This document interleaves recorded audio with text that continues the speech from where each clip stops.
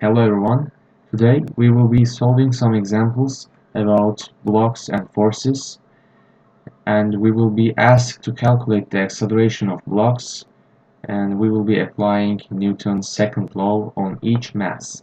So if you look at the question, let's read it. Two blocks of mass 4 kg and 6 kg are joined by a string and rest on frictionless horizontal table. A force of 100 Newton is applied horizontally on one of the blocks. Find the acceleration of each block and the tension in the string. So I would like to talk about, before solving this question, what is Newton's second law? Newton's second law is the net force on a body of constant mass is proportional to that body's acceleration and is in the same direction as the acceleration. And this basically means F equals m times a. But what does it mean when it says proportional? So, and there has to be a constant mass, right? So when we look at our equation, we can clearly see that. Let's write the second equation of Newton's law, F equals m times a, right? So as we all know, m is constant and m means mass. Let's suppose that there is a body falling from sky and there's weight. And what does this W mean? It means m times gravity. So gravity is equal to 9.8. And if we equal these two components together, meaning that m times a equals m times g, and if we cancel these m's, so the acceleration equals to gravity when an object is falling. And I would like to talk about a very important and another aspect when it comes to falling objects.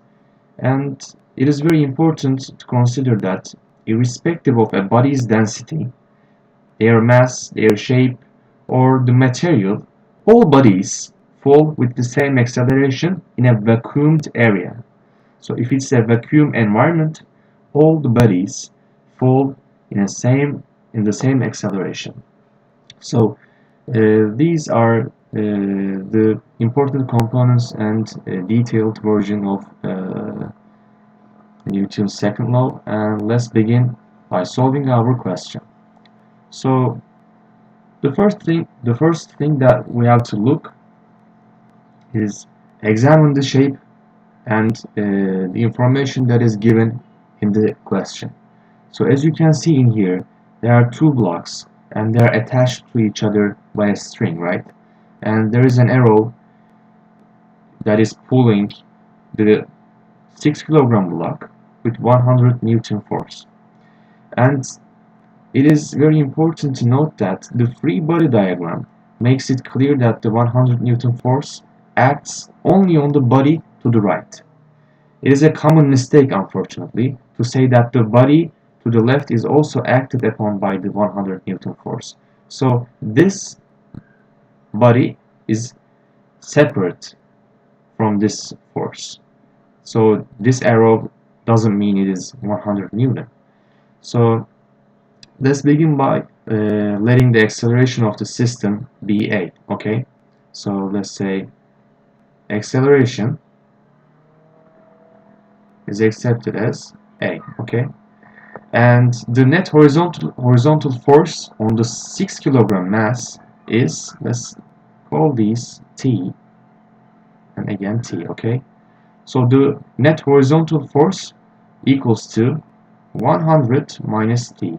The reason why we are writing minus before T is because they are in the opposite directions.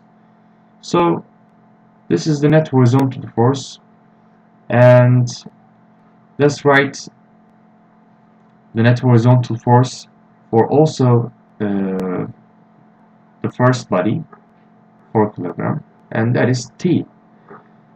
And as we said that the net force means F, right?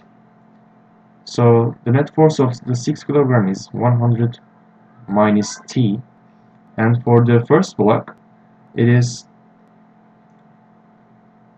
just T, right? Okay. And as I told you, F equals M times A, right? So here is our F's. What do we have to do? As we all know, these two objects are combined to each other. They have an attachment with a string. So they are acted upon collaboratively. They act same with same acceleration. So because of this, we can say that if we multiply the F by M, for instance, let's write M times A and M times A, okay? So we can basically write 100 minus T equals, what is the M in here? Sorry, in here, 6, right? It is 6A. And in here, that is just T, right? For the 4 kilogram block. And this is 6A.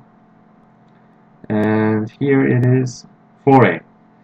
So solving for A, we just add these two things up and these both go. 100 equals to 10A. So what is A? It is 10 meter over second square. So we solved the A. We solved the first part of the question. Now we are asked to find the tension in the ring. And therefore we can write T equals 4 times 10 from this equation. And as a result, T equals 40 newtons. Thank you for listening. See you in the next lesson.